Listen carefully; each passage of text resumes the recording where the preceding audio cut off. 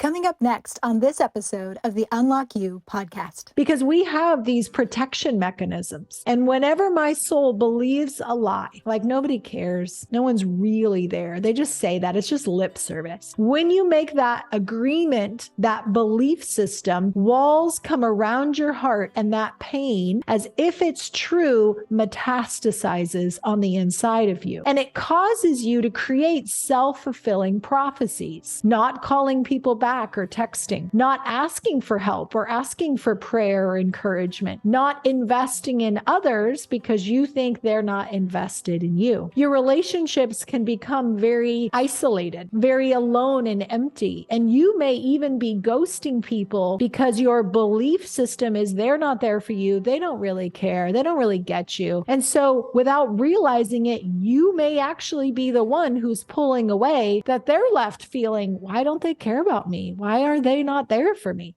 Welcome to Unlock You with Dr. Shannon Crawford. And as you know, I am a really big fan of relationships, not just in my personal life, but also the research is really clear that by having a healthy support system around you, it buffers from so much stress that's in our life. We are constantly inundated with messages that are negative and caustic and stressful. You are juggling a million different plates. And to be able to internally know, I've got a whole team supporting me, can literally diffuse the amount of stress that your body is feeling. The key in that is actually believing you have people who are in your corner that are for you. The ironic thing is the research studies, it's not that you just have people, because lots of us have people in our life, but it's actually believing it. It's when someone on the inside says, I am supported, I'm cared about, I'm invested in, versus another person who actually may have just as many people, objectively speaking, in their life. And yet, when we don't feel loved, when we tell ourselves a narrative that nobody cares, nobody gets it, I'm alone and unsupported, in that place, the stress response spikes.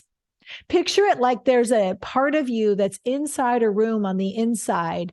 And even though there are people around you who want to be there for you, the deposits, the effort they would love to give, it's like it's not penetrating. Because we have these protection mechanisms.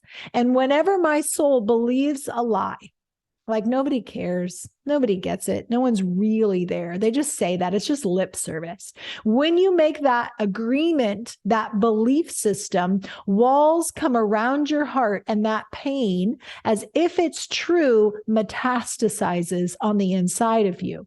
And it causes you to create self-fulfilling prophecies. Not calling people back or texting, not asking for help or asking for prayer or encouragement, not investing in others because you think they're not invested in you. Your relationships can become very isolated, very alone and empty. And you may even be ghosting people because your belief system is they're not there for you. They don't really care. They don't really get you. And so without realizing it, you may actually be the one who's pulling away, that they're left feeling, why don't they care about me? Why are they not there for me? You and I are susceptible to the reality we create in our unconscious mind. So be aware. Are you leaning into the reality that you construct? And I'll say you're constructing it, good or bad, that people love you, they're there for you, and they want to be there for you. If that's your belief system, then you're more likely to look for that. You're more likely to gravitate toward people that are healthy. Versus if you're literally queued up unconsciously that people are selfish, they're busy, they don't have time for me, they give nice lip service, but they don't really mean it, you're more likely to send off vibes that repel the good people. And then the people that are probably not as healthy are more likely to come in your life. And then all these weird self-sabotaging reenactment things are more likely to happen, proving yourself right. It is true. There are selfish people out there. It's true that sometimes you and I can be selfish. And as much as we're blaming others that they're not there for us, sometimes we are the ones that are not there for others. We create the world that our unconscious mind has as a template of core beliefs. When your core belief says, I am loved, I am honored, I am celebrated, people accept me, I belong, you're more likely to be open and accessible and available to the world around you. You're more likely to have healthy people drawn towards you. And then when ultimately, imperfect world, when people are not awesome, you can just take that as an outlier versus a confirmation. See, more evidence that people are not there for me. In real life, people are overwhelmed and busy, and there's so many moments that we can say, why didn't they text me back? Why didn't they call me back? Why do I always have to reach out and they never reach out to me?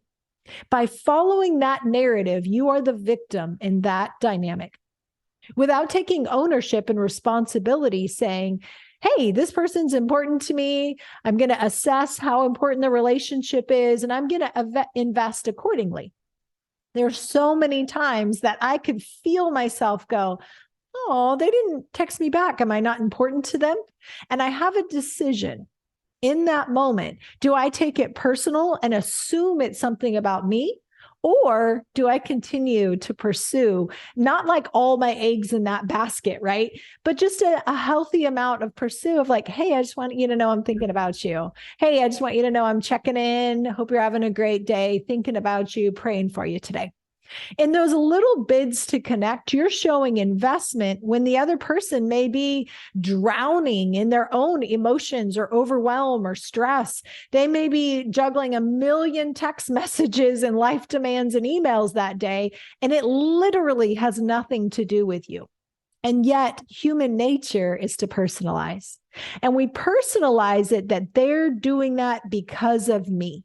Versus one day I'll be with clients and I'll have 54 text messages, like a normal day of precious, wonderful, amazing people that want to get a hold of me. And I want to respond to them. But psychologically, emotionally, spiritually, I have nothing else to give. And looking at my phone and responding to a bunch of emails and text messages, I just don't have the bandwidth. So the people in my life have to now learn realistic expectations that I probably won't get back to you till a couple days later. But the same grace we need to be giving to others. That as much as we think, well, of course, right? That's a self-confirming bias. Of course, I can't respond. Look at all that I'm doing. And you don't know all the things they may have in their life. So be very cognizant of the thoughts you allow yourself to think of others. If they don't get back to you, if they don't respond the way you want, then that's a moment, an opportunity to lean into the relationship versus insulating and protecting yourself. There was one day that after long therapy, I'd seen a billion people that day, and I was just kind of emotionally spent. I was looking forward to a conference, time with some really meaningful people, and I was half listening, to be honest. I'm not recommending it, just reality. And I'm charting at the end of the day, and a dear friend calls and says, my husband's friend has passed away. I need to go be there with my husband. I can't go to the conference, blah, blah, blah.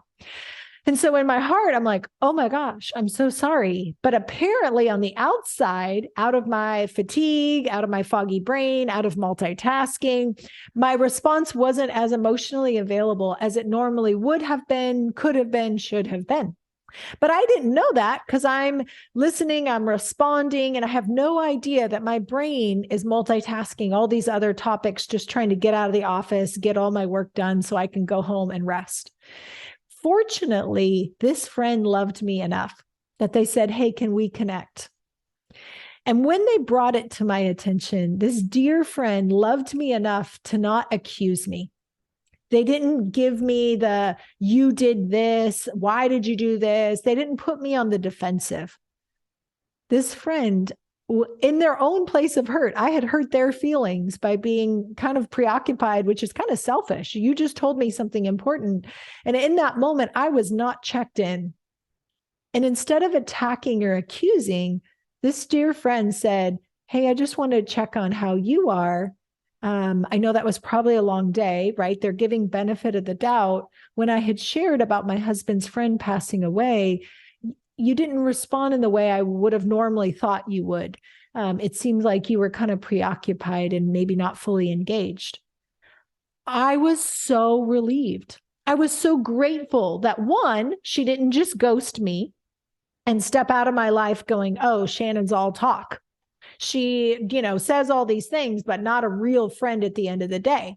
If that was her existing bias, she would have walked away and totally discarded our friendship based on an off day. Secondly, she also didn't bring it to me in an attacking way.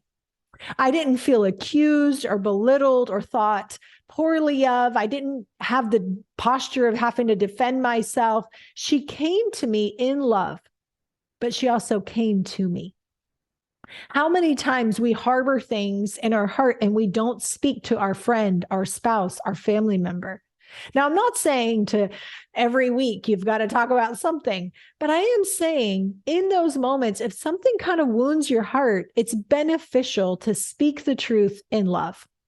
Now, I say that in a blanket statement where there's a million different factors. So I wouldn't say bring every single thing ever, right? If you're constantly offended in a relationship and things constantly don't feel good, that would be an invitation to journal about it first. Check in with yourself. Is this person reminding me of anyone or anything else? Is this triggering anything inside of me that I keep perceiving them through my filters? Secondly, ask yourself, do I have any judgments or beliefs about this person? One couple I worked with in couples counseling, there was an existing belief at an unconscious level that he had already made a judgment. She is going to cheat on me. So out of that judgment, the brain now looks for evidence.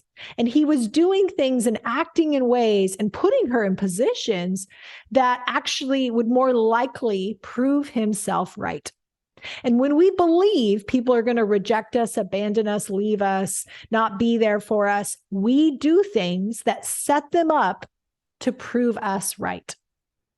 If you have someone in your life and there's doing something that doesn't feel good, just stuffing it down and not dealing with it is not helpful, because eventually probably some distance is going to grow. You're probably going to unconsciously start building some walls and protection mechanisms. I think we've all been there. We know what that's like. And over time, the intimacy, the connection, I see it in marriages and families all the time, that it's just like there's this nothingness left. It's empty. Because we've spent so many times building our self-protection mechanisms because we haven't been humbling ourselves, deal with our own stuff so that you can bring it to the person in love. Now, going back to my friend where I had hurt her, for her to bring that to me in love quickly, without making me have to defend myself, giving me the benefit of the doubt, and then sharing how it impacted her, everything inside wanted to empathize. I didn't feel shamed, humiliated, judged. I felt very loved and invested into, and so it was very easy to empathize. Now I need you to think, if you're the person bringing something to someone else's attention, how are you bringing it to them? Are you doing it in love? Are you giving the benefit of the doubt? Or are you already filling in the gaps of why they did that, already having a little bit of sass and attitude? When my clients tell me, oh, I already told them that. Oh, they already know. Normally, my first question is, how did you tell them? What was the delivery like in which you shared that? And so in that moment, we're not very objective. But if you already have a judgment, this person is selfish, they don't care about me or anyone else, they just think about themselves, you will deliver the message in a very counterproductive way that makes them feel alienated, othered, and judged. And so they're less likely to receive anything that you have to say. I love the possibility, and it's not always, but there is a possibility, and it happens to me all the time in therapy, that by just presenting it in a kind way where I give the benefit of the doubt, and I can say, I know that you love your family. I know your heart is good toward your staff. I know that your intentions are actually really good. But I'm wondering if there's ways that you're speaking to people that may be undermining that message and they feel less valued, that they don't feel really seen or known around you. Or that when you're multitasking, like my friend lovingly let me know, it comes across as very disingenuous. May we be people who are able to receive feedback and to give feedback graciously. One of the hardest things as a therapist is that many times I'm the first person to actually give constructive feedback in someone's life. Eventually, they'll say, oh, yeah, my family's been saying that for years. But they never heard it in a way that was in respect and love and value, giving the benefit of the doubt that they felt safe enough to lower their walls and let it in. I had another couple many years ago, and the husband was sharing, there's things that you do sometimes when we're in arguments that make me feel insecure in the relationship.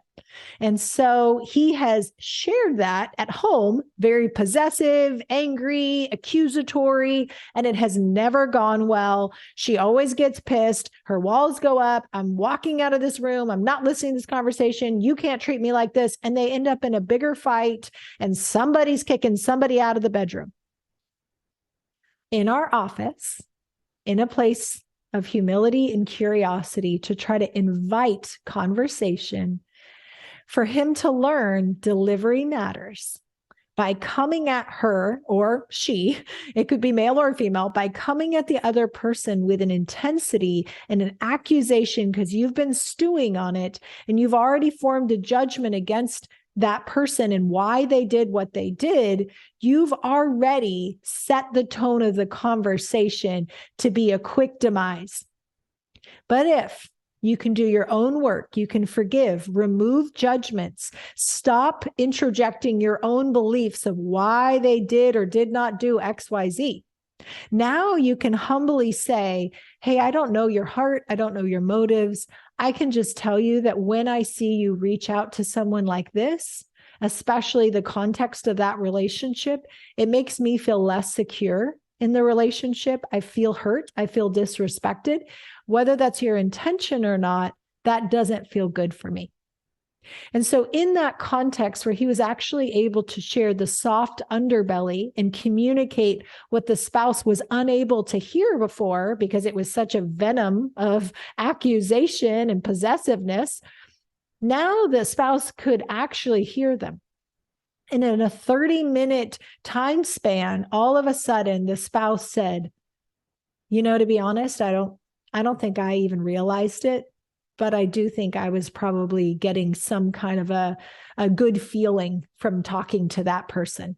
I don't think I was trying to flirt or cheat on you or make you jealous, but probably there is a possibility that without realizing it, I was getting some kind of comfort or just kind of ease or laughter with this person when I was mad at you. And while that isn't necessarily an affair by any means, it could leave the door open. It could leave things cracked and vulnerable in the relationship that when I'm mad at you, I go talk to this other person, male or female, right? So we need to learn how to give feedback constructively. That means I need to be responsible for my emotions. If I already believe you're selfish, I already believe you're a narcissist, I already believe that you don't care about me, I already believe that you've got mother issues and whatever you say, it's not real. I have already discredited and shut down any emotional available communication. And remember, pride, which is where I have all the answers and I know why that's happening and I'm going to put you in your place. Pride puffs up and it gives us the illusion of feeling safe. And we're expecting that this person is somehow going to have the emotional capacity to hear that and not just turn me off. In real life, people need to hear the best. Even if they're wrong, even when my friend gave me feedback, I was able to hear it because I could say, you know what? That's true. That is 100% true. I was disappointed. that I didn't get to see you for the conference. I was burnt out from the long day. I really just wanted to get home. So I was still charting, and I was probably giving about 20% of my brain to that conversation. And in the future, probably I should ask, hey, do you mind if we have this conversation when I'm not charting? Or maybe you could ask me, hey, I have something kind of heavy to share. Is now a good time? We want to set each other up for success. We want to learn how to have communication that draws us closer into intimacy and connection. And when we learn how to steward that, and we build conversation that love builds up, and we build one another up, reminding ourselves and them, I know your heart is good. I know your motives are good. I know that you have a lot of stress, and it would be easy for me to take it personal, but I know that's not your heart. Can you invite me in and help me understand what happens when you don't text me for a few days? What happens when I don't hear from you? On my side, it might feel like ghosting, but I would love to hear from you what's actually going on from your camera angle of the situation. There's a humility and a curiosity of coming with a posture of wanting to invite them to share rather than demanding, accusing, or just being silent and them having to ask, what's wrong? Something seems different. And you're like, oh, nothing. And now they're in the place of having to pursue you, which is very unhealthy. We want to be grown adults who have healthy communication, who proactively can say, hey, I love that you do this. That really warms my heart. I recognize this. And little bit of feedback. This area, I would love it if you asked me questions at the end of the conversation instead of just changing the topic. You know, I had a dear friend recently. They said, hey, how's your day? How are you doing? And I responded, and they literally changed the subject and talked about what they really called about. I know the person's heart. I know they love me. And I know that they genuinely do care how I'm doing. So in a humorous, light, playful way, I said, do you realize you just asked how I'm doing? I responded, and you didn't even acknowledge that I had talked, and you switched back to the main topic of really why you were calling. I'm not mad at you. I'm not angry or upset, but I'm helping you realize a little blind spot that I kind of felt disregarded, that I had just shared something really big about my day, and it was just like not even heard. And they were like, oh my gosh, you're absolutely right. I'm so sorry. I had an agenda when I was calling you. I needed to just talk about this and move on. And I didn't even pause to really digest what you had said. And I'm really sorry. Thank you for bringing that to my attention. At the end of that 2-second interaction, we felt closer, more connected. I'm not walking away ruminating, you did that to me. And hopefully they can now be more mindful in future conversations. Now, that doesn't mean just because we bring something to someone's attention once that they've got it. What it does mean is now I can remind them gently and prompt and say, hey, as a reminder, this would be a really good time to ask me a question or a follow-up, or just acknowledge that I just spoke. I know you're busy. I know you have a lot on your plate. You're, maybe in the middle of your workday, but it would be really sweet to just say something right now that tells me how much you love me. Another thing that I find enchanting that some of my couples have learned to do with each other, that instead of just getting mad at one another for not acknowledging them or kissing them or hugging them or saying words of affirmation, that they walk into the room and they're like, oh, were you just wanting to say how much you love me right now? Oh, were you wanting to give me a hug? Because I also wanted to give you a hug. And you turn it into repartee, play, jovial enjoyment of one another, rather than a bitterness, a coldness, a continued heartache that they're just not reaching out to you. Maybe you're prompting them, you're reminding, bringing it to the forefront of their imagination and their creativity of that moment. You're inviting and cultivating. And when you do it with a positive, rather than it always being negative feedback, you're more likely to reinforce that happening again. But if the only time somebody hears that you want a hug or a compliment, or you want them to pay attention to you on the phone or whatever it might be, if only feedback is in negative and heavy and long, and I have a lot of guys that are like, she uses so many words. So let's shorten some of our words, do a lot more journaling ahead of time. Process your words, get it out, go to your therapist, talk your words out. And then when you deliver it, try to make it not so heavy and hard. I mean, don't be fake. If there's something real and heavy, be real, but not everything. I'm talking to some of the people that I talk to that everything is a big deal. Everything is hard and heavy. And be aware that can be hard on the receiving end if all feedback is that hard and heavy. So bring your information, but also bring it playfully. Remind them in the moment with love, with repartee, with flirtiness, rather than always with condescension or coldness, or you just walked in the room and didn't even acknowledge me again. Wow, I just talked and gosh, you obviously weren't listening again, right? That is probably not going to get the end result that you are wanting. What that's going to do is breed resentment, and they're going to feel negative, and the behavior you just asked for, they now have a negative association, and you're actually reducing the likelihood of that behavior happening again. But again, if it's a family member or it's a loved one that you're like, hey, now is a great time to give me a hug. I have really great news, and I would love for you to clear your mind and focus on this really exciting thing that I have to share with you. And if somebody doesn't have the response that you would like, it's okay to tell them that. Like, hey, now would be a great time to give me a really big high five, to cheer me on and be so proud of me. It's okay to coach people. Now, I'm not saying control or boss or manipulate. I'm saying forthright communication. Everybody's personalities are totally different. Your love language of what makes you feel honored, recognized, celebrated, and respected is usually the complete opposite and doesn't even cross the mind of the person that you would love to acknowledge you. It could be a child to a parent, a spouse or romantic relationship, a coworker, a boss to an employee. It happens all the time that we expect people should just know, instead of using delightful, playful ways of saying, now would be a really good time to tell me you're super proud of me. Or if someone walks in my room that I love and they are really bad at telling me they love me back, I'll say, hey, I know what you wanted to say when you walked in. And they're like, huh? What? I was just working. What are you saying? And I'm like, you wanted to tell me how much you love me because I'm really a big priority to your life. And they always laugh and go, yeah, I love you. Because I've learned to believe the best and hope the best about that person. And I know as an extrovert, it's really nice to hear positive words, get hugs, all those things from the people we care about.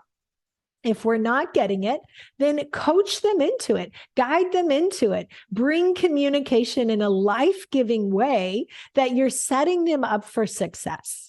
I had a friend who had also given feedback, but it was in such a critical tone that even the best therapist in the world couldn't have heard that. We're all just human at the end of the day. Be aware of the delivery. And if you're somebody receiving rough delivery, you could gently, lovingly say, hey, I know that I've hurt you. I respect that, and I want to make it right. But can I share that maybe the delivery right now is pretty intense and it's actually a little bit hard for me to sit with this because it's kind of taking me out at the knees and I don't feel like my personhood, my character is being represented because this isolated event or multiple events, this case you've been building against me, I don't feel like that fully represents who I am or the tone or language or the delivery that feels respectful and honoring so that I'm able to hear the feedback and do something constructive with it. In healthy adult communication, you get to decide how people are allowed to and not allowed to talk to you. And you get to decide what core beliefs do I have about the people in my life, because the enemy will try to plant seeds of negativity of why they're doing X, Y, Z. And before you know it, there's little strife and division in your relationships, just like subtle little plantings before you know it. And you're back to feeling isolated and unloved, and your stress goes up, which impacts health, mood, faith, work, spirituality. All these things are impacted just by these little seeds of offense, disappointment, failed expectations. If we can do a good job of protecting the healthy, good relationships in our life. Now, some relationships we have to be able to hold open-handed and say, maybe that one was just for a season, a reason, and then only a few, or maybe for a true lifetime relationship. But we want to be good stewards. Honor those in your life by giving the benefit of the doubt in your own heart. Stop judgments. Stop. Be aware. Am I judging them that they're lazy, they're selfish, they're dumb, they don't care about me? Or am I trying to see the benefit of the doubt and then bringing the feedback in a way that's life-giving and honoring so they feel seen and represented and cared about, while I'm giving them constructive feedback that now they can steward however they want to do? And then be aware that people don't automatically develop those habits. So now you can use whatever way is organic to your personality and to the relationship to prompt and remind and instill those new habits and that new culture through a playful, flirty, dynamic, wonderful way that you're reminding them, this is my need. I know that you're good. And I'm just helping us develop those neural pathways of what fires together, wires together, which is Hebb's law. You don't need to know that part. But now your brain develops new habits because of repetition with positive reinforcement. And then the key is anytime someone does something that you really like, try to positively reinforce that behavior, that they feel recognized, and then their brain will pair that behavior with this really great feeling, and that creates a dopamine response because they know what I do makes a difference, it matters, you recognize it, and you have just created synergy that sets you up for strong, robust, healthy relationships that are more insulated, more protected, that when the little division attacks try to come, you've already been building deposits. You have a good amount of healthy love and acceptance and belonging and affirmation, that you've been strategically trying to meet their love languages so that they feel built up. And when the enemy lies to them or he lies to you, you're like, nope, that's not true. It's easier to disregard it. And my last key is love languages are not just for romantic relationships. It's a great idea to do love language test at work. There's a professional one. So we're not talking about crossing boundaries. There's a professional work-related love languages test. You can do it for your family members, your neighbors, your roommates, your college pals, whomever in your life that you value. It's good to know what is your love language and how can I intentionally pursue that. I remember in one specific friendship, this person, I felt very unloved, unrecognized, and our relationship was very strained. And then it dawned on me that I was like, oh, this person is really trying to buy me thoughtful gifts. Gifts isn't necessarily one of my high ones, so I literally didn't even recognize their effort, and I was feeling super depleted and unloved. And then I looked back at my life and I was like, oh, they have been trying to love me in their way. And in the inverse, I was affirming them with words, writing cards, saying nice things, trying to recognize them in public. Obviously, I did not know that that was not their love language. They were looking for thoughtfulness, that I was intentional, that I was giving them gifts that conveyed, I really know you and I'm invested in what's important to you. I was not thinking about that because that's not my love language. And I had never thought through my love language and this person. But when I did, and we had that conversation, we could now laugh and go, oh my gosh, you've been trying to love me and I wasn't recognizing it. And I was trying to love you and you weren't recognizing it. No wonder we've both been really depleted. So now I can be really intentional, and I may not always win, but at least the effort is recognized that I'm trying to step inside this person's world and give gifts that convey thoughtfulness, that I know you and I support what's important to you. And now I've noticed this person has actually started to ask me about my life and has actually said some affirming things a few times when that's not normally their primary love language. So you can coach your relationships. Once there's some good, robust love going on and deposits, now you have some leeway and people have more to give and to spend in your relationship with one another. So my encouragement is reduce your stress by increasing your social support system. Take those thoughts captive, be aware of what you're thinking, stop judgments, stop personalizing that if they've gone AWOL, maybe it doesn't deal with you. Maybe it does, but also maybe it's some of their unconscious stuff and it's getting projected. Who knows? It's just not helpful to assume that it's you. Give delivery in a way that's life-giving, that they feel recognized and valued as a person, that you give the benefit of the doubt, but you still speak the truth. Don't just hide things and never say anything, right? There's a pendulum. Some people overshare everything and there's always a problem and drama. Other people say nothing and it just builds, and then there's an emptiness. Be someone who journals, processes, how did that impact me? Work through the intensity of emotion, the betrayal, whatever, so that now you can speak the truth in love while giving the benefit of the doubt, which more likely produces change. And then positively reinforce, help that person establish this new habit and routine by using humor and prompts and playfulness. If you're the parent and you're trying to remind your child, or if you're the child trying to remind your parent, or a million other scenarios, remind them, now would be a great time to give me a kiss on the cheek. Now would be a great time to tell me that you are proud of me for XYZ.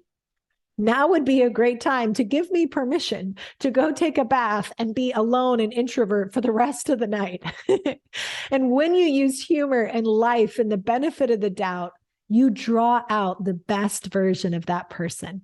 And then find out what's their love language, what's yours, have really fun dialogue about that. In some relationships, people are not comfortable with that question because maybe they're old school and they think that stuff is woo-woo. But man, it makes a difference. I work with lots of people across the spectrum. Knowing a love language really does give you the intentionality to invest and actually have meaningful deposits. You are worth it. Your relationships are worth it. So prioritize investing in your relationships so that you can have a good buffer in life of really sweet people that want to be there, want to be your ally and your support, and you get to rest and enjoy and receive the benefits of investing in relationships and getting that harvest of people investing back in you. Thanks, guys, and I'll see you for the next episode.